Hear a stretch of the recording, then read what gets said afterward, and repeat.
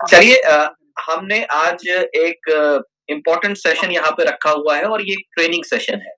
मैं आपको बताना चाहूँगा कि हमारे बहुत सारे साथी जब हमारे साथ एसोसिएट होते हैं, जुड़ते हैं हमारे सिस्टम में, प्रोविदा के साथ में अपने बिज़नेस को शुरू करते हैं, तो कुछ बेसिक चीज़ें जो उनको बिज़नेस करने में उनका साथ देती हैं, उसके बारे में ये ट्रेनिंग रखी गई है।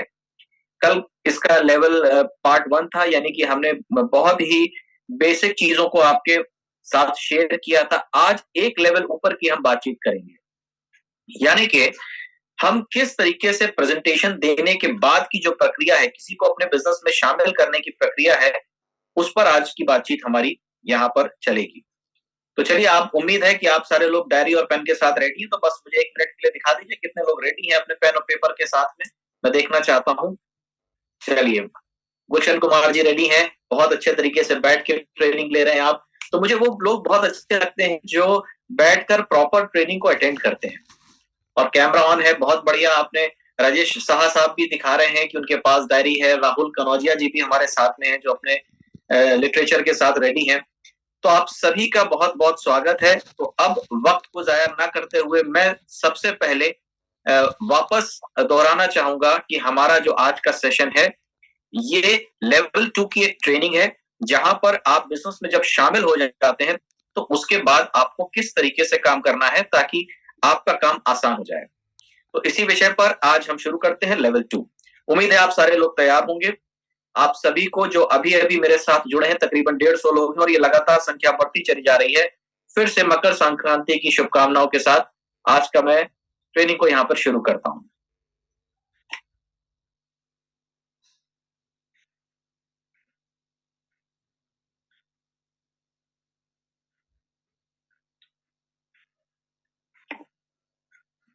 बहुत सारे लोगों को यहाँ पर दिख रहा होगा। प्रेज़ेंटेशन आपको दिख रहा है? अभी नहीं। ओके।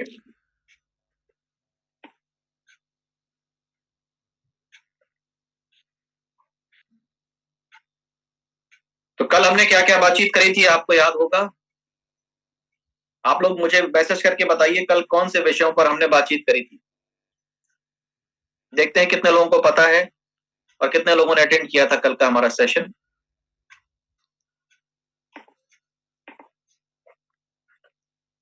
हाँ जी, तो जल्दी से मुझे टाइप करके बताइए कल हमने कौन-कौन से विषयों पर बातचीत करी थी? बेसिक विषयों पर हमने कौन-सी बातचीत करी थी?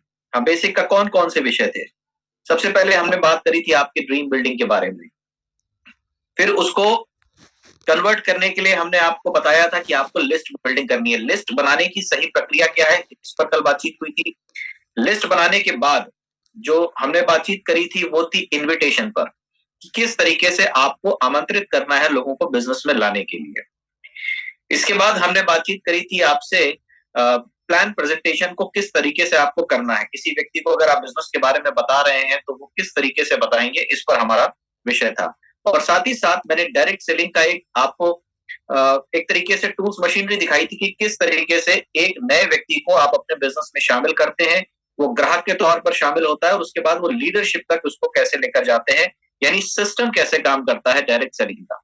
तो इस विषय पर हमने बातचीत करी थी। और आज इसके बाद की बातचीत हम करेंगे, यानी कि जब हम प्लान को देते हैं, प्रेज़ेंटेशन देने के बाद एक और इम्पोर्टेंट चीज़ होती है, that is follow up. Plan दिखाने के बाद सबसे मुख्य प्रक्रिया जिस पर आज हम अभी बातचीत करेंगे वो है फ़ॉलो अप। फ़ॉलो अप क्या होता है? बहुत सारे लीडर्स, अगर आप सीधे-सीधे इसको हिंदी में कन्वर्ट करें तो उसका मतलब होता है पीछा करना। यानी कि जब हम जॉइन करा देते हैं किसी को तो उसका पीछा करते हैं, या जॉइन कराने के लिए उसका पीछा करते हैं, बिल्कुल ऐसा नहीं है। फ़ॉलो अप का मतलब होता है पुनः संपर्क करना। होता क्या है कि जब हम किसी व्यक्ति को किसी प्रोजेक्ट के बारे में, किसी काम के बारे में बताते हैं, तो 24 से 48 घंटे के बाद उस व्यक्ति को वो याद नहीं रह जाता कि आपसे वो किन विषयों पर बातचीत कर चुका है और क्या चीज़ें उसको समझ में आई हैं या क्या समझ में नहीं आई। जॉइनिंग कराना चाहते हैं, आप अपने साथ शामिल करना चाहते हैं, उसको एक पार्टनर बनाना चाहते हैं, तो तब तक वो व्यक्ति आपका पार्टनर नहीं बनता, जब तक उसके मन में कोई भी डाउट रहता है। डाउट यानी संदेह। संदेह वो किसी भी प्रकार का हो सकता है, आपको लेकर हो सकता है, कंपनी को लेकर हो सकता है, प्रोडक्ट को लेकर हो सकता है, अपने ऊपर भी लोगों को संदेह होता है कि वो कर पाएँगे या नहीं कर पाएँगे। तो इन सारे संदेह का समाधान, इन सारे डाउट्स का जो क्लेरिफिकेशन है, वो फॉलोअप की प्रक्रिया में होना बहुत आवश्यक है। इस विषय पर अगर मैं बात करूं तो फॉलोअप में अगर आप एक टीम बनाकर फॉलोअप करेंगे तो वो बेहतर होगा। प्लान दिखाने के बाद अगर आपने अकेले प्लान दिखाया है तो कोशिश करिए कि आपके अपलाइन फॉलोअप के समय आपके साथ उपस्थित हो। ये ऑनलाइन भी हो सकता है, ऑफलाइन भी हो सकता है। लेकिन जब आप एक टीम बनाकर यानी अपलाइन, आप और प्रोस्पेक्ट ये 3 लोग बैठते हैं तो बहुत सारे ऐसे सवाल आते हैं प्रोस्पेक्ट के जिसका अभी एक नया व्यक्ति जवाब नहीं दे सकता है या उसको उसकी जानकारी नहीं होती। ऐसी स्थिति में उसके डाउट्स क्लियर नहीं हो पाते। लेकिन जब अपलाइन या कोई सीनियर व्यक्ति साथ में होता है तो उसके शंकाओं का समाधान बहुत आसानी से हो जाता है। फॉलोअप की जो प्रक्रिया है इसमें समय का बहुत ध्यान रखना होता है। यानी किसी व्यक्ति को आपने प्लान के बारे में बताया तो कितना समय लगना चाहिए उससे दोबारा मिलने के लिए, और वो समय है अधिकतम 48 घंटे। जी हाँ, इसको नोट करिए कि जब आप प्लान दिखा लें तो उस व्यक्ति को 48 घंटे के अंदर पुनः संपर्क करना है, दोबारा मिलना है, दोबारा वही अपॉइंटमेंट लेकर काम के विषय पर बातचीत होनी। और जब आप 48 घंटे के अंदर उस व्यक्ति से दोबारा मिलेंगे तो ऐसी बहुत सारी चीजें होंगी जो उसके माइंड में फ्रेश रहेंगी। नहीं तो जो ह्यूमन माइंड है, मानव मस्तिष्क कई 48 घंटे के बाद अपनी सूचनाओं को डिलीट करने लगता है, खासकर वो जिसकी वो जानकारी नहीं रखता। हैव कंप्लीट नॉलेज इंपॉर्टेंट है। फॉलोअप के टाइम में आपको पूरी जानकारी आपके काम के बारे में होनी चाहिए। इसीलिए मैंने कहा आपसे कि आपका अपलाइन अगर आपके साथ में होगा तो ऐसी बहुत सारी चीजें हैं जो अभी आप शुरुआती लेवल पे नहीं समझते, उनको इसकी जानकारी होगी, चाहे वो प्रोडक्ट के विषय में हो या प्लान के विषय पर हो। दूसरी चीज फॉलोअप में बहुत इंपॉर्टेंट है, understand the doubt by listening first. अब ये बहुत इंपॉर्टेंट चीज है।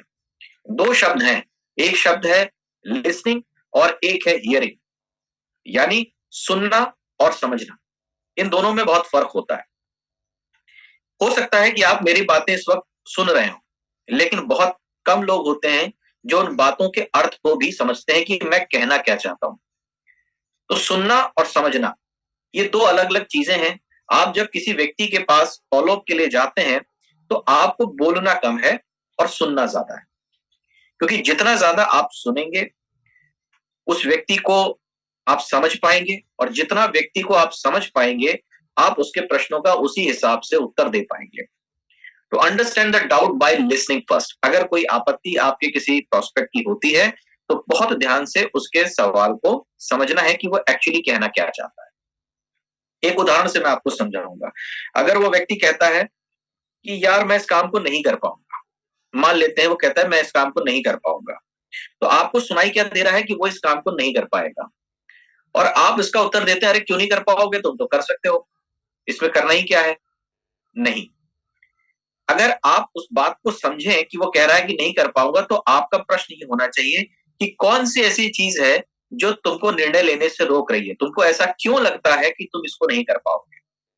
तो यही बात मैं आपको समझाना चाह रहा हूं कि जब वो व्यक्ति मूल कारण पे आएगा, हो सकता है वो कहे कि मेरे पास पैसे नहीं है, हो सकता है वो कहे मेरे पास समय नहीं है, हो सकता है कि मुझे इसकी जरूरत नहीं है। तो उसके बहुत सारे कारण हो सकते हैं ना कर पाने के या डिसीजन ना ले पाने के। तो जब तक आप सही सवाल तक नहीं पहुंचेंगे, उसके डाउट्स तक नहीं पहुंचेंगे, तब तक आप उसकी शंका का समाधान नहीं कर पाएंगे। तो बहुत जरूरी है उसको ध्यान से सुनना, सुन के समझना, और सबसे इंपॉर्टेंट यहां पर इसके बाद आ जाता है आस्किंग द राइट क्वेश्चन। जैसे अभी मैंने आपसे एक सवाल पूछा, उसने कहा कि मैं नहीं कर सकता, तो मैंने ये नहीं कहा कि तुम क्यों नहीं कर सकते, मैंने ये कहा कि कौन सी चीज है जो आपको यहां पर काम करने से रोक रही है। इससे क्या होता है, ये सही सवाल है, वो एक पर्टिकुलर कारण बताएगा अपने डिसीजन ना ले पाने का। ठीक है जी। जैसे कोई व्यक्ति कहता है ये बिजनेस नहीं चलता, तो आपका सवाल ये भी हो सकता है कि भाई जो है ऐसा कैसे कह दिया आपने, क्यों नहीं चल सकता, यहाँ तो बहुत सारे लोग हैं जो कर रहे हैं। लेकिन आपको उसको क्या करना है, बहुत ध्यान से समझना है और कहना है फील फेल्ट फाउंड। जो आपने दिमाग में आपको रखना है वो है फील फेल्ट फाउंड। ये थ्योरी, इसको बहुत ध्यान से समझिए। फील का मतलब कि आप समझ सकते हैं कि वो व्यक्ति क्या कह रहा है। फेल्ट यानी आप उसको समझाइए कि मुझे भी ऐसा ही लगता था, फिर बताइए लेकिन आपने जो उसका उत्तर पाया। चलिए इस बात को अब हम समझने की कोशिश करते हैं कि ये तरीका किस तरीके से काम करता है। फॉलो की प्रक्रिया जो फील फिल फाउंड तकनीक पर आधारित है, इसको मैं समझता हूं। जैसे आज मेरे साथ मनीषा जी हैं, मैं मनीषा जी से कहूंगा कि मैडम एक बात बताइए कि आप जब प्लान दिखाने जाती हैं और लोग कुछ सवाल करते होंगे या कुछ डाउट रखते होंगे, आप मान के चलिए कि आप प्रोस्पेक्ट हैं और आप मुझे एक बहाना बनाइए और बताइए कि आप ये काम क्यों नहीं कर सकती। चलिए, तो मनीषा जी आप भी बताइए, ये बिजनेस आपको क्या नहीं समझ में आ रहा है इसमें? सर प्रोडक्ट्स मतलब महंगे हैं या टाइम नहीं। चलिए, आपने एक जैसे मैं उदाहरण ले लेता हूँ, जैसे मनीषा जी ने कहा प्रोडक्ट्स महंगे हैं। जी सर। तो मनीषा जी आप इसका जवाब क्या देती हैं? सर मैं ये जवाब देती हूँ, जैसे कि अब मान लीजिए हमारा सरसों ऑयल है, मस्टर्ड ऑयल, राइट? तो मस्टर्ड ऑयल की बात करें तो वो हमें, मैं एग्जांपल ऐसे देती हूँ सर, जैसे सरसों है हमारा, राइट? अब सरसों की बात करें तो वो हमें कैसे केजी मिलता है? 75। तो मैं पूछती हूँ उनसे, अच्छा ये बताइए 1 केजी 1 लीटर तेल के लिए कितना सरसों चाहिए? तो 3 किलो। तो 3 किलो सरसों की प्राइस हमारा कितना हो गया 70 के हिसाब से? तो देखिए, ऐसी गुणा गणित समझाएंगे तो बहुत सारा समय भी लगेगा और हो सकता है कि उसको सही जवाब ना मिले, उसको लगे कि आप उसका जो कैलकुलेशन बता रहे हैं। देखिए, यहाँ पर अभी मैं आपको इसी तकनीक के बारे में बताने जा रहा हूँ। किसी ने कहा कि ये प्रोडक्ट्स महंगे हैं, तो पहला सवाल जो होना चाहिए, बिल्कुल सही कहा, मुझे भी ऐसा ही लगता था कि ये प्रोडक्ट्स महंगे हैं, लेकिन जब मैंने इनको इस्तेमाल किया और इसकी तुलना करी मार्केट के प्रोडक्ट के साथ, तो मैंने ये पाया कि ये प्रोडक्ट्स तो मार्केट के बराबर के रेट के हैं, बल्कि कई बार तो इससे सस्ते भी पड़ जाते हैं मार्केट से। तो क्या आप जानना चाहेंगे ये मार्केट से सस्ता कैसे पड़ेगा आपको? या एक बात बताइए, क्या ये प्रोडक्ट आप फ्री में लेना चाहेंगे? यस। तो बस अब आप प्रोस्पेक्ट हैं, ध्यान से सुनिएगा। मैंने क्या कहा आपसे? मैंने कहा मुझे भी ऐसा ही लगता था कि ये प्रोडक्ट्स महंगे हैं, लेकिन जब मैंने इन प्रोडक्ट्स को इस्तेमाल किया तो मैंने ये पाया कि ये प्रोडक्ट तो मार्केट के बराबर के रेट के हैं, लेकिन कई बार तो ये फ्री में भी मिल जाते हैं। तो क्या आप फ्री में लेना चाहेंगी? कैसे? बस अब यही चीज जो है मैं आप सभी को समझाना चाहता हूँ। सवालों के जवाब आपको इस तरीके से नहीं देने हैं कि सामने वाला और कंफ्यूज हो जाए कि सरसों का तेल कितने में आता है, कितने बीघे में 1 किलो सरसों उगता है, उसमें कौन सी चीजें पड़ती हैं, ये बहुत जटिल हो जाएगी। आपका ऑयल जो है मार्केट में हमें सस्ता मिल जाता है, आपका बहुत महंगा। एक बात बताइए, क्या आप मार्केट से सस्ता इस्तेमाल करना चाहती हैं? जी बिल्कुल। क्या आप चाहती हैं कि प्रोडक्ट आपके घर में फ्री में आए? बिल्कुल सर। तो उसी के बारे में अब हम लोग बातचीत करेंगे। आप सुनने को तैयार हैं? यस, बताइए। तो अब आपका जो ये कस्टमर है ये सुनने को तैयार हो गया। अब आप बताइए इसके बारे में। अब आप कुछ भी बताइए, जैसे अभी आप बता रहे हो सरसों उतने का होता है, उतने का होता है, सारी चीजें आप कर सकते हैं, मैं मना नहीं कर रहा हूँ, लेकिन सबसे पहले उसको सुनने के लिए तैयार करिए। मेरा कहने का मतलब ये, ठीक है? अब यहाँ पर आप उसके बारे में बताइए जो आप बताना चाहते हैं, लेकिन मैं यहाँ पर कहूंगा कि कैलकुलेशन में उलझने की बजाय आप प्रॉफिट में जाइए। प्रॉफिट में जाइए और प्रॉफिट के बारे में जब आप उससे बातचीत करेंगे तो उसको बताएंगे कि सर यहाँ पर तो बहुत सारे लोग आते हैं, प्रोडक्ट के लिए नहीं आते, लेकिन जब इतनी कमाई होती है और कई बार प्रोडक्ट्स आपको 50 से 60% डिस्काउंट में मिल जाता है, तो सबसे पहले ये बताइए कि इसकी एमआरपी आपको क्या लगती है? ये नहीं है, इस पर आपको सामान नहीं मिलेगा, आपको डीपी पर मिलेगा, और डीपी के बाद भी ऑफर पे ऑफर आते हैं तो ये लगभग 50% के दाम पर हो जाता है। एमआरपी से आप आधा कर लीजिए। अब ये बताइए बराबर हुआ या नहीं? फिर आप बताइए कि इससे भी सस्ता कैसे हो सकता है। आप इन चीजों पर बातचीत करिए, यानी कि स्टेप बाय स्टेप बातचीत करिए। आप अपनी बातों को रखिए, ठीक है? बात समझ में आ गई है आपको? Yes sir. दूसरा कोई आप डाउट बताइए। एक तो आपने कहा प्रोडक्ट महंगे हैं, दूसरा बताइए। सर हमारे पास टाइम नहीं है। टाइम नहीं है? अरे वाह मैडम, जब मैं इस बिजनेस में आया था तो मेरे पास भी बिल्कुल टाइम नहीं था और मुझे लगता था कि मैं तो टाइम दे ही नहीं सकता इसमें, लेकिन बाद में पता चला कि ये बिजनेस तो ना पार्ट टाइम है ना फुल टाइम है, ये बिजनेस एनी टाइम बिजनेस है। एनी टाइम का मतलब है कि आप जब चाहें इस बिजनेस को कर सकते हैं। यानी टाइम को तो आपको देखिए पैसा कमाने के लिए तो टाइम निकालना पड़ेगा, लेकिन यही इकलौता एक ऐसा बिजनेस है जिसमें कोई फिक्स टाइम नहीं होता। आप जब इसको कर सकते हैं अपनी सहूलियत के हिसाब से। तो देखिए दो चीजें हैं, आप पैसा भी कमाना चाहते हैं और आप अपने हिसाब से समय भी देना चाहते हैं। तो आप बताइए इसके अलावा कोई दूसरा ऑप्शन है आपके पास? नहीं। तो फिर तो ये बेस्ट है ना, क्योंकि यहाँ पर कोई फिक्स टाइम नहीं मांगा जा रहा, पैसा भी कमाना है और समय भी देना है। तो ये सबसे अच्छा होता है कि आप फ्लेक्सिबल टाइम वाले काम को अपनाइए, क्योंकि पार्ट टाइम काम करके आप बहुत ज्यादा पैसा नहीं कमा पाएंगे, ठीक है ना। तो सबसे अच्छा है फ्लेक्सी टाइम। और दूसरी चीज इसमें मैडम टाइम लिवरेज होता है, यानी आपके सिर्फ काम करने से पैसा नहीं आता, आप ऐसे कुछ लोगों को जानते हैं जो ज्यादा टाइम दे सके इस काम को। जी ऐसा तो बहुत सारे लोग हैं तो बस आप उनको अपने बिजनेस में शामिल कर लीजिए। वो लोग अगर समय देंगे तो समय तो आपका ही गुणा होगा ना, तो आपका टाइम लिवरेज हो जाएगा। तो टाइम की प्रॉब्लम को तो यहाँ बहुत आसानी से आप सॉल्व कर सकती हैं। राइट सर, बात समझ में आ गई। देखिए मुझे भी बिल्कुल ऐसे ही लगा था जब मैं आया था, लेकिन अब क्या है ना कि मेरी टीम में इतने लोग हैं, कितने घंटे काम चलता है मुझे खुद ही नहीं पता। और एक दो दिन मैं काम नहीं भी करूं तब भी इतने सारे लोग काम करते रहते हैं कि टर्नओवर हो जाता है। जबकि मैं नौकरी में एक दिन ना जाऊं तो मेरी सैलरी कट जाती है, और दुकान एक दिन ना खोलूं तो मेरे पास ग्राहक नहीं आता, इनकम नहीं आती। लेकिन यहाँ ऐसा नहीं है। तो आप ये बताइए, ये प्रॉब्लम का सोल्यूशन है या ये प्रॉब्लम है आपकी? सोल्यूशन। तो बस आइए फिर आगे की बातचीत करते हैं। अच्छा आप बताइए और क्या कारण है आपके ना करने का? सर जैसे बहुत सारे लोगों को प्लान दिखाते हैं तो कहते हैं पापा से पूछ के बताएंगे। हाँ, जैसे अभी इस पर आ जाते हैं। तो जब हमने कल आपसे बातचीत करी थी तो वहां पर एक टेक्निक बताई थी मैंने। कल आपने मीटिंग अटेंड करी थी? सर मैं कल नहीं थी, फील्ड में थी। तो इसी वजह से आपने ये सवाल पूछा। हमने वहां पे कहा था कि आप प्लान दिखाने से पहले एक सवाल पूछ लीजिए कि आपके डिसीजन कौन लेता है। यस। अगर वो व्यक्ति कहे कि पापा लेते हैं तो प्लान पापा के साथ दिखाइए, मम्मी लेती है तो मम्मी के साथ दिखाइए। जो मैन टेक्निक थी जिस पर हम कल बातचीत कर चुके हैं, अनफॉर्चुनेटली आपने इसको अटेंड नहीं किया, इस वजह से आपका ये सवाल गया। ठीक है, तो आप प्रोग्राम्स को अटेंड करते रहिए और आप इस तरीके से चीजों को सीखने की कोशिश करिए। नहीं तो होता क्या है कि मेहनत बहुत ज्यादा करते हैं, रिजल्ट नहीं आते, और जब रिजल्ट नहीं आते तो हम परेशान हो जाते हैं। इसलिए ट्रेनिंग्स रखी जाती हैं कि आप इन बातों को समझ सकें। ठीक है जी, तो ये मेरी बात समझ में आ गई आपको? Yes sir, yes. तो चलिए अभी आप म्यूट कर लीजिए, और फिर जब मुझे जरूरत होगी मैं आप ही से बातचीत करूंगा, क्योंकि समय हमारे पास सीमित होगा। हम अलग अलग लोगों के हैंड रेस कराएं, इससे अच्छा है कि हम आपसे बातचीत करें।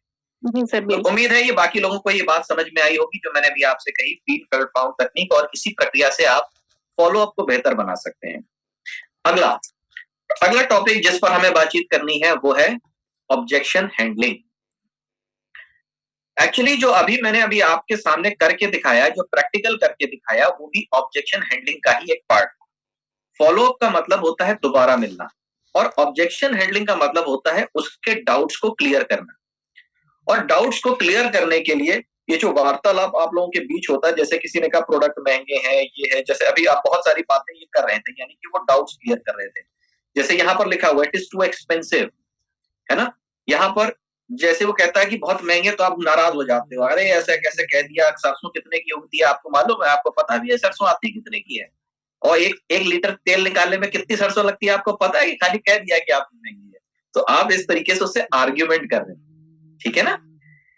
यहाँ पर आपको, जैसे कोई कहता है मुझे इसकी जरूरत नहीं है, तो आप इस तरह की बात करते हैं, मैं आपको बाद में पूछ के, जैसे पापा से पूछ के बताऊंगा, तो और आप रोज फोन करने लगते हैं कि भाई पूछा, पापा ने कहा, क्या हुआ, कब डिसीजन ले रहे हो। तो ऐसी बहुत सारी चीजें हैं जिसको हम ऑब्जेक्शन हैंडलिंग की इस प्रक्रिया में सीखने वाले हैं। आइए देखते हैं, ये बाबा जी आपको आज सिखाएंगे। इनका नाम मालूम है आपको? नहीं मालूम? चलिए मैं बताता हूँ, इनका नाम है श्री हुड़ी बाबा।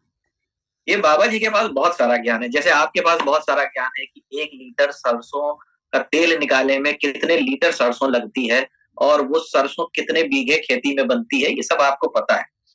वैसे ही हुड़ी बाबा के पास बहुत सारा ज्ञान है, और ये जो इनका ज्ञान है ये टिप टिप बरसता रहता है, टिप टिप बरसा ज्ञान। अभी मैं आपको एक फॉर्मूला बताने जा रहा हूं जो है BARSA।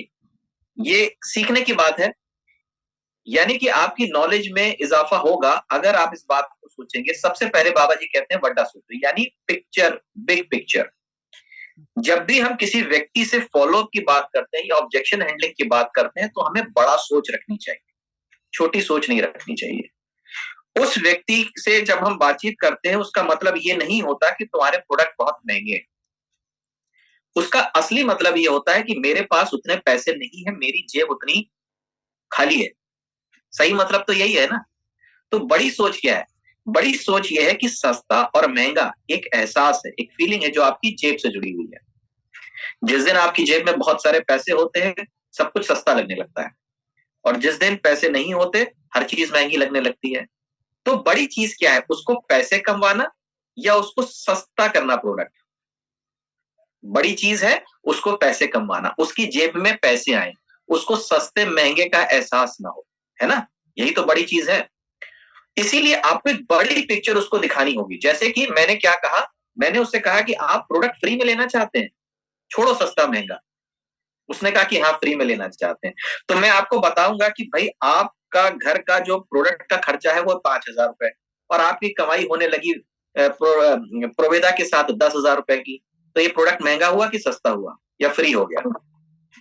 जाहिर सी बात है, आपके हाथ में है कि आप इस प्रोडक्ट को फ्री कर सकते हो। तो मनीषा जी अभी आप थोड़ा म्यूट कर लीजिए अपने माइक्रोफोन को, और उसके बाद जब मैं आपसे सवाल पूछूंगा तब ऑन करिएगा। तो मेरी बात उम्मीद है आप सभी लोगों को समझ में आ रही होगी। बिग पिक्चर के बाद मानो या मनाओ, दूसरा ज्ञान जो बाबा जी ने दिया, उन्होंने कहा मानो या मनाओ का मतलब एग्री करना, जो वो कह रहा है उसको काटो मत। सर आप बिल्कुल ठीक कह रहे हैं, बिल्कुल सही कह रहे हैं, बिल्कुल सही कहा आपने, मुझे भी ऐसा ही लगता था। मैं मानता हूं कि ये प्रोडक्ट महंगे हैं, लेकिन ये महंगे हैं नहीं, महंगे लगते हैं, हमें महंगे दिखते हैं, एक्चुअली तो ये बहुत सस्ते हैं। अब सस्ते कैसे हैं फिर आप उसको बताइए। ये डीपी पे मिलता है, एमआरपी पे नहीं मिलता, फिर आप बताओ कि इसमें ये ऑफर आता है, फिर ये और सस्ता हो जाता है, फिर ये और सस्ता हो जाता है, आप बताओ उसको, है ना, एग्री करो, उससे बहस मत करो। तीसरा किया, इन्होंने कहा उसने किया बताओ, यानी कि रेफर टू अदर्स।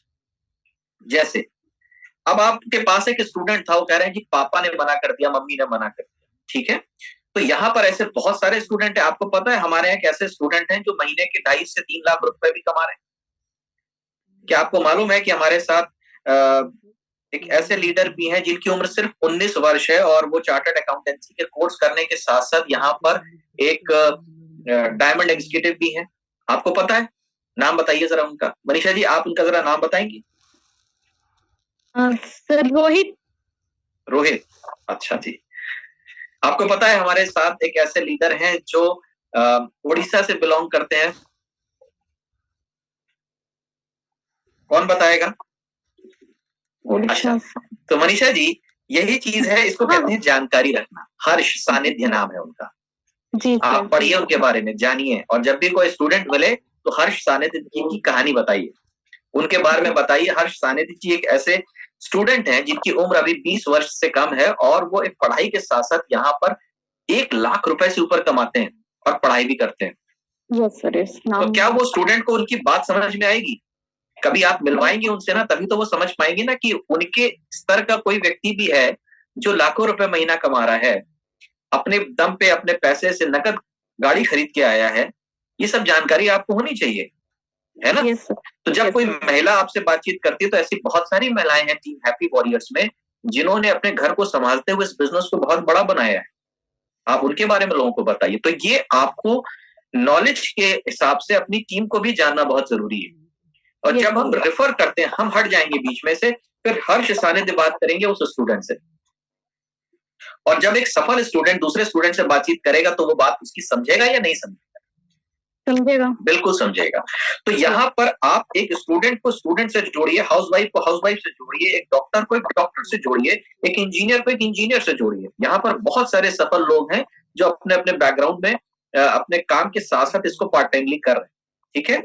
तो यहाँ पर रेफर टू अदर्स, बरसा का आर है, रेफर टू अदर्स, ये शॉर्ट फॉर्म मैंने बरसा रख दिया है ताकि आपको याद रहे कि आपको किन किन चीजों का फॉलो करना है। इसके बाद कहते हैं करके दिखाओ, यानी कि show the demo. Show the demo का मतलब है कि ये प्रोडक्ट कैसे अच्छा और सस्ता है, इसके तो डेमोन्स्ट्रेशंस होते हैं। अगर आपको नहीं पता तो आप अपने लीडर्स के साथ बैठिए, वो आपको बताएंगे कि प्रोडक्ट्स के डेमोन्स्ट्रेशन कैसे किए जाते हैं। आपको मालूम होना चाहिए कि प्रोडक्ट कैसे सस्ता और कैसे अच्छा बनता है। फिर आप जैसे अभी आप बता रहे थे ना कि वो इतने लीटर तेल और इतने का ये सब चीजें, वो एक डेमो का पार्ट है। डेमो का पार्ट का मतलब कि उनको तुलनात्मक तरीके से बताइए कि ये कैसे अच्छा है।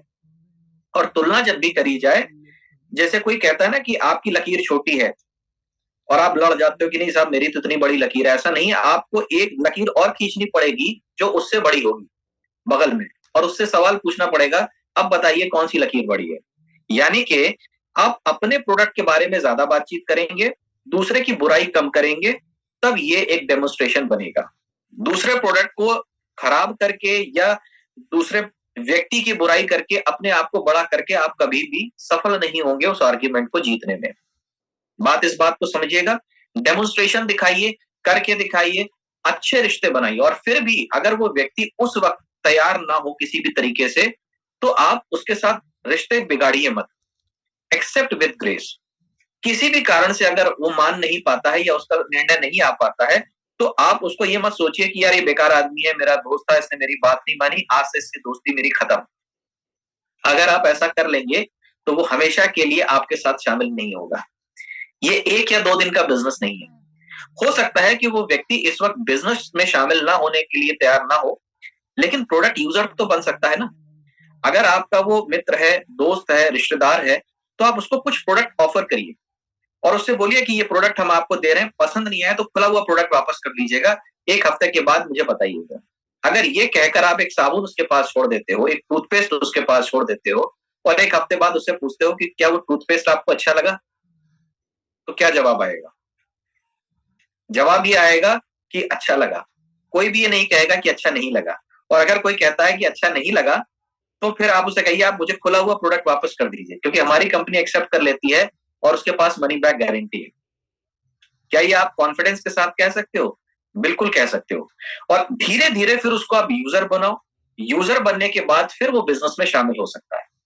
तो जो भी स्थिति हो, आपको आर्ग्यूमेंट नहीं करना है अपने लोगों के साथ, और इस तकनीक से आपको बातचीत करनी है, बड़ी पिक्चर दिखानी है, लोगों के साथ एग्री करना है, रेफरेंस देना है, डेमो दिखाना है और एक्सेप्ट करना है। ये बात समझ में आ गई? कितने लोगों को ये बात समझ में आ गई? बाबा जी का ज्ञान बरसा वाला कितने लोगों को ये बात अच्छी लग रही है, समझ में आ रही है? तो वो जल्दी से मुझे मैसेजेस कर दीजिए ताकि मैं आगे बढ़ूं और मुझे लगे कि आप लोग इस बिजनेस में, इस ट्रेनिंग में मेरे साथ शामिल हैं।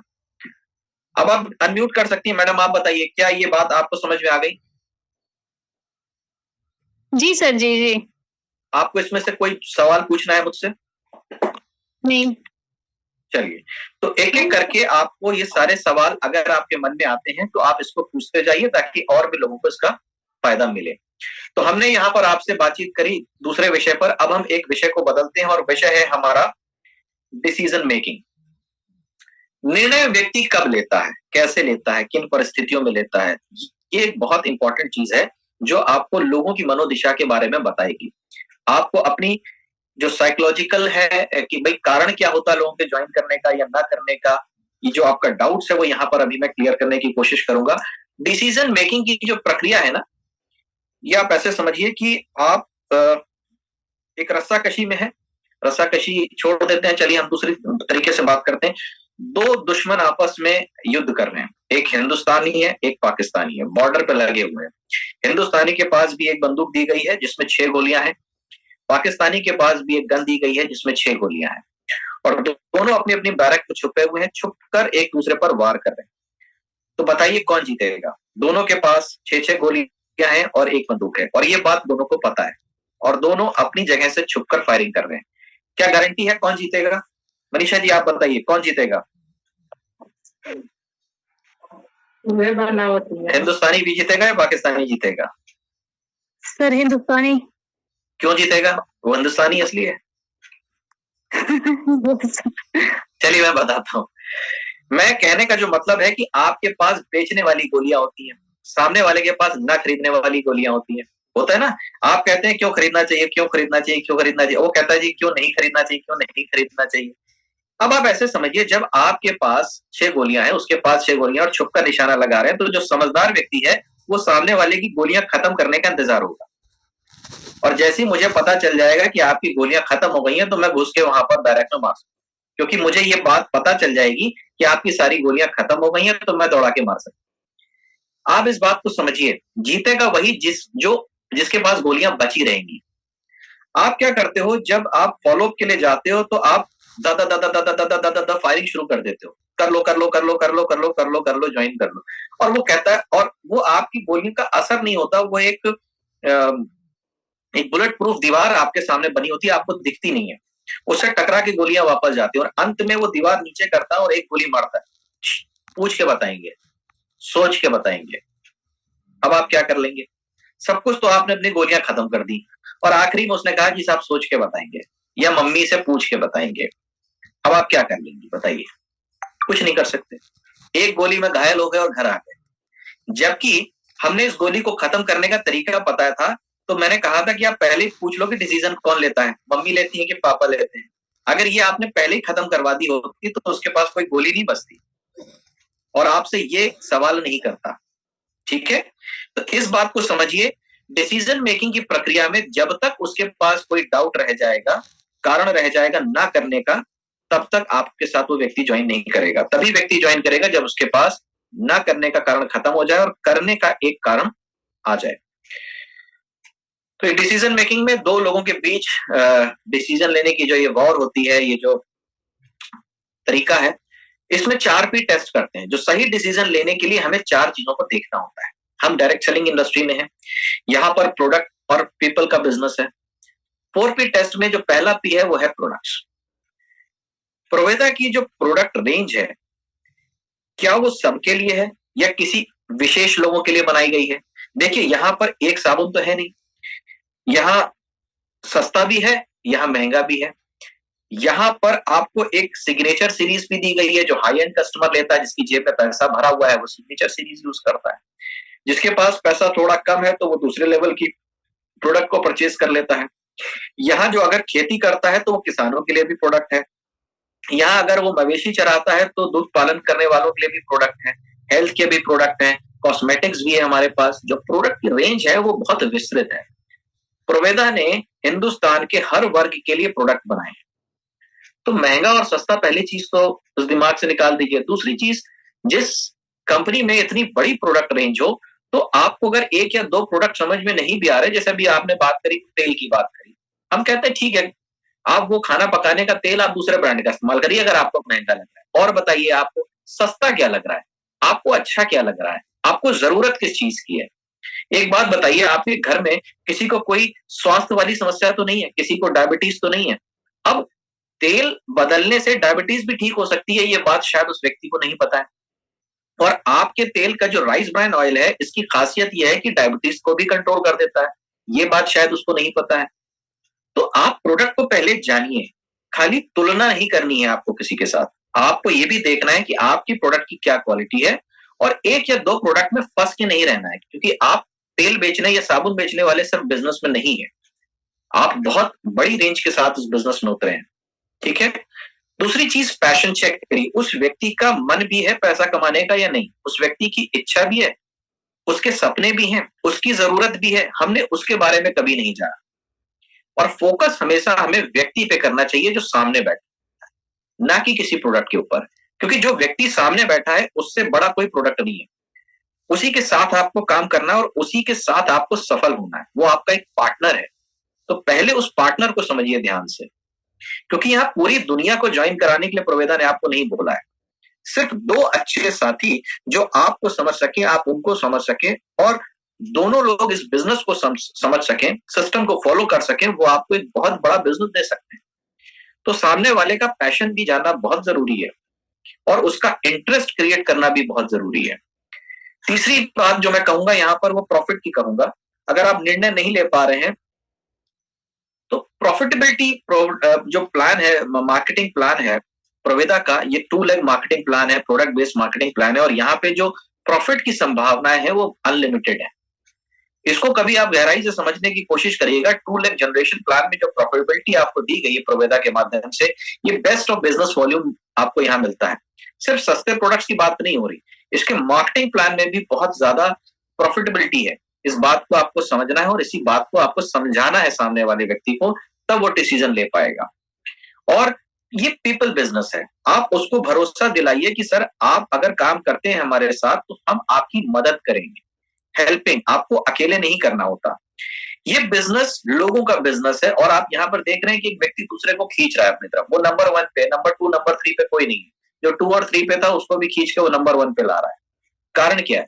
कारण ये है कि लोगों की जितनी आप मदद करेंगे अपनी टीम की, उतना ज्यादा वो ग्रो करेगी टीम, और जितना आपकी टीम ग्रो करेगी आपकी इनकम ग्रो करेगी। आप किसी भी ऐसे बिजनेस में नहीं है जहां पर एक व्यक्ति दुकान खोलता है और पड़ोस में उसका मित्र दुकान खोल के अगर बैठ जाए तो दोनों लड़ाई करते हैं, ये ग्राहक मेरे पास आएगा, दूसरा कहता है मेरे पास आएगा। ये वो बिजनेस नहीं है जहां पर एक नौकरी आती है, एक प्रमोशन आता है तो दो साथी आपस में लड़ जाते हैं, ये प्रमोशन मुझे चाहिए और वो उसको पीछे कर देते हैं। ये लोगों को साथ में लेकर आगे बढ़ने का बिजनेस है। तो 4P टेस्ट मेरा ये कहता है कि सही डिसीजन लेना है तो आपको अपने मार्केटिंग प्लान में इन चारों चीजों को खोजना पड़ेगा, जो कि भरपूर मात्रा में प्रोवेदा के मार्केटिंग प्लान के अंदर है। और इन्हीं 4 विषयों पर आपको लोगों को बातचीत करना है, प्रेरित करना है निर्णय लेने के लिए। पैसा कमाने के लिए लोग आते हैं, अपनी इच्छाएं पूरी करने के लिए आते हैं, लोगों की मदद करने के लिए आते हैं या प्रोडक्ट के लिए आते हैं। उस पर आपको ध्यान रख के फोकस करके बातचीत करनी है। ये क्या बात मेरी समझ में आई आपको? जल्दी से मैसेज करते जाइए यस या नो में। अगर समझ में आ रही है तो यस कर दीजिए, नहीं आ रही है तो नो कर दीजिए, ताकि मुझे जानकारी मिलती रहे कि कितने सारे लोग इस बात को समझते हैं। दूसरी चीज, सिलेक्शन पैरामीटर्स की अगर मैं बात करूं तो फिक्स डिस्ट्रीब्यूशन है। यहां पर लोग कहते हैं ना कंपनी भाग जाएगी, बंद हो जाएगी। तो मुझे एक बात बताइए, कंपनियां कौन सी भागती हैं या कौन सी बंद होती हैं? इस पर हम बातचीत करें। देखिए, कंपनियां वो भागती हैं या बंद होती हैं जिनकी देनदारी बढ़ जाती है और आमदनी कम हो जाती है। यही तो सच्चाई है। जिनकी लायबिलिटीज ज्यादा है और उनकी एसेट्स कम है। यहां पर प्रोवेदा भाग जाएगी या बंद हो जाएगी जैसा कोई कॉन्सेप्ट नहीं काम करेगा। क्यों? क्योंकि ये आपका कोई धन दुगना करने का काम नहीं कर रहा है। प्रोवेदा ने एक प्रोडक्ट बनाया जिसकी मान लेते हैं कि 100 रुपए कीमत है, और प्रोवेदा ने ये डिसीजन लिया या मार्केटिंग प्लान बनाया कि इसमें हमें 50 रुपए बांटने हैं। तो जो कंपनी प्रोडक्ट बेच रही है 100 रुपए आपसे ले रही है और 50 रुपए आपको दे रही है, तो अगर वो बंद हो जाती है वो क्या लेकर जाएगी आपका? जाहिर सी बात है, आपकी और उसकी कोई देनदारी नहीं है। ये बिजनेस लायबिलिटी फ्री बिजनेस है। यहां प्रोडक्ट नकद बिकता है। बाकी कंपनियां भले ही बंद हो जाएं क्योंकि उनका प्रोडक्ट उधार पड़ा हुआ है मार्केट में। जब ग्राहक से पैसा आता है तब उनके घर में जो प्रोडक्शन होता है। लेकिन यहां पर क्या है कि जैसे ही प्रोवेदा आपको प्रोडक्ट देती है तो फ्री में नहीं देती, बिल के साथ देती है। नकद बिकता है यहाँ पर प्रोवेदा का प्रोडक्ट। और 100 रुपए का अगर कोई नकद प्रोडक्ट बिका जिसमें से 50 रुपए आपको देने, तो ऐसी कंपनी की कोई लायबिलिटी नहीं बनती। इसलिए ऐसी कंपनियां जिसका फिक्स डिस्ट्रीब्यूशन होता है, ओवर डिस्ट्रीब्यूशन नहीं होता है, कभी भी घाटे में या नुकसान में नहीं जाती हैं और सफलतापूर्वक अपने बिजनेस को करती रहती है।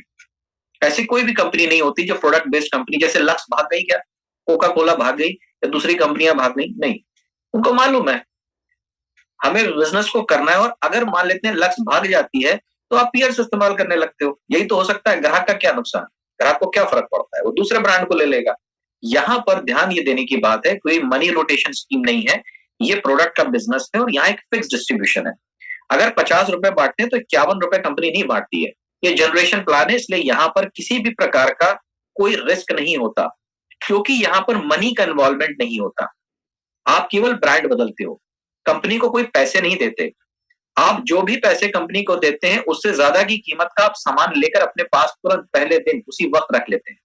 आपने 1000 रुपए की ज्वाइनिंग करी, एमआरपी से कैलकुलेट करिएगा 2000 रुपए का प्रोडक्ट आपके हाथ में है। तो यहां पर आपका कोई रिस्क नहीं बचा।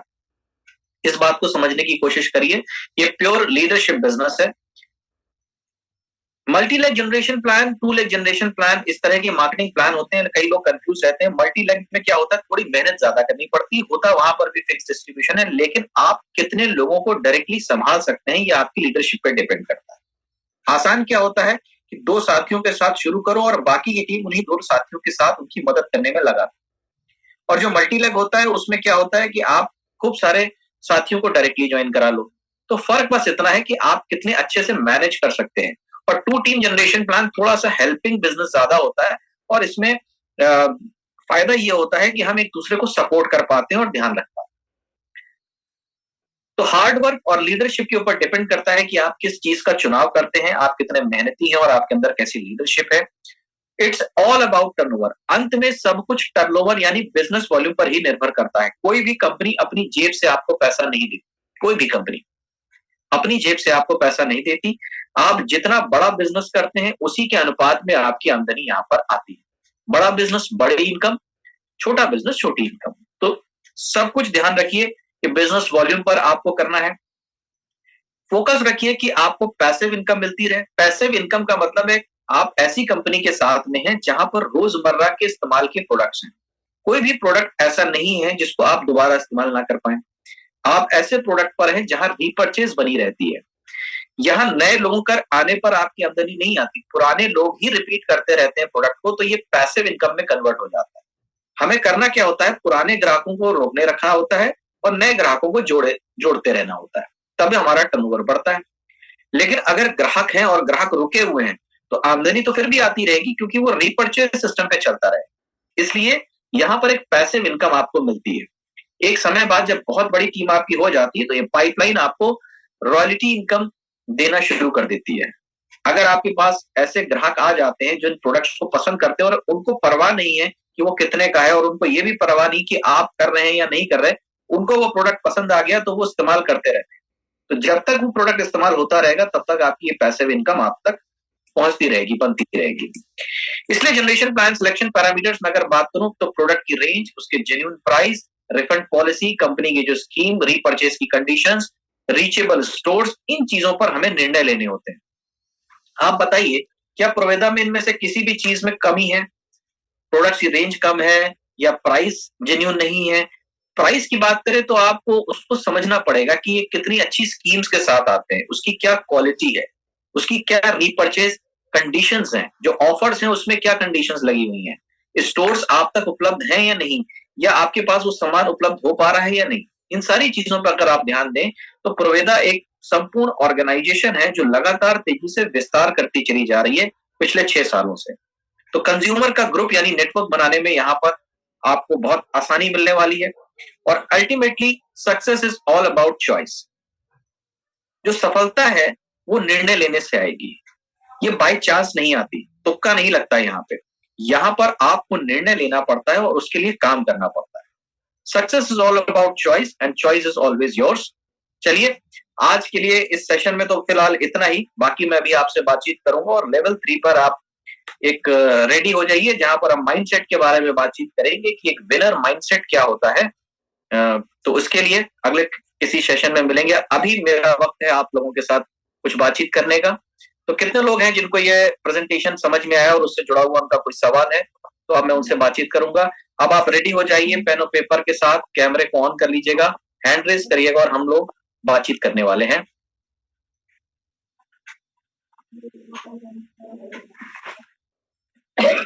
जी, आप लोग जिसके भी क्वेश्चन है आप लोग हैंड रेज करें और हम सर से आगे बात करेंगे। जो भी क्वेश्चन आप लोग अपना क्वेश्चन करिए, हैंड रेज। मनीषा जी, सबसे पहले मुझे आप ये बताइए, आप भी इस बिजनेस में शामिल थी, अभी इस ट्रेनिंग में शामिल हैं, आपका कोई सवाल है? सर, मुझे तो मेरा कोई सवाल नहीं है। बहुत ही अच्छा सेशन लगा मुझे, बहुत सारे बेसिक चीजें सीखने को मिला आपसे। Thank you. क्या चीजें आपको सबसे अच्छी सीखने को मिली, मुझे आज भी बताइए। आपने कुछ नोट्स बनाए होंगे? जी सर जी। तो क्या क्या सीखा आपने जो आपको लगा कि इम्पोर्टेंट था आपके लिए? जैसे कि बात करूं मैं फॉलो अप की, आपने जैसे पहला टॉपिक रखा फॉलो अप, जो कि हम क्या करते हैं, हम प्लान तो देते हैं पर फॉलो अप नहीं करते। 48 घंटे के अंदर हम उन्हें छोड़ देते हैं। बट जो हमारा, मेरे हिसाब से जो हमारा मेन काम है वहीं से शुरू होता है। जब हम किसी को ज्वाइनिंग करवाते हैं, जब तक उसका क्यों क्लियर नहीं करेंगे वो हमारे साथ काम क्यों करेगा, राइट? तो चलिए फॉलो अप के बारे में बताइए कि आपने क्या सीखा फॉलो अप के बारे में, कैसे करना चाहिए फॉलो अप? जैसे कि हम किसी को प्लान दिखाते तो उसको 48 घंटे के अंदर उससे बातचीत करना है, उससे हमें मिलना है और उसके जितने भी क्यों हैं उसको क्लियर करना है। क्लियर करने के लिए आपको क्या करना है? कौन सी तकनीक का इस्तेमाल करना है? उनके साथ बैठ के, मतलब जो भी है उनका सवाल। हाँ, तो यही तो मैं बताना, जब भी मैंने सिखाया ना आपको क्या करना है। तकनीक का नाम क्या है? उसका नाम है, आपने नोट्स नहीं बनाए, फील फेल्ट फाउंड। इसको लिखिए आप, फील फेल्ट फाउंड। इसको मैं समझा रहा हूं, एक बार फिर से समझिए। फील का मतलब है कि आप महसूस करिए कि वो क्या कहना चाहता है, और फील करिए कि बिल्कुल सही है, मैं भी आपकी बात से सहमत हूँ। उसकी बात को एग्री करना, राइट? उसकी बात को काटना नहीं है। पहला क्या है, उसकी बात से सहमत हूँ, इसको कहते हैं फील। फिर कहते हैं फेल्ट, फिर उससे कहना है कि बिल्कुल मुझे भी ऐसा ही लगता था। अब आपने क्या कहा, मुझे भी ऐसा ही लगता था, लेकिन जब मैं इस बिजनेस को ध्यान से समझा तो मैंने ये पाया। इसको कहते हैं फाउंड। तो ये लाइन हमेशा ध्यान रखिए, फील फेल्ट फाउंड। बिल्कुल सही कह रहे हैं, पहली लाइन। दूसरी चीज, मुझे भी ऐसा ही लगता था। तीसरी चीज, लेकिन जब मैंने ध्यान से इसको समझा तो मैंने ये पाया कि, और फिर आगे की बातचीत करनी है। बात समझ में आ रही है? जी सर। तकनीक क्या है? Feel felt found. तो आपको बहस करने से पहले उससे कहना है कि मुझे भी सर, मैं आपकी बात से सहमत हूं, आप बिल्कुल सही कह रहे हैं, मुझे भी ऐसा ही लगता था, लेकिन जब मैंने इसको डिटेल में समझा तो मैंने ये पाया, फिर अपनी बात आपको रखनी। ऐसे आप करेंगे तो आर्ग्यूमेंट नहीं होगा। तो ये बेसिक चीज है जो आपको सीखनी है। उसके बाद हमने कौन से विषय पर बातचीत करी? Objection handling. Objection handling.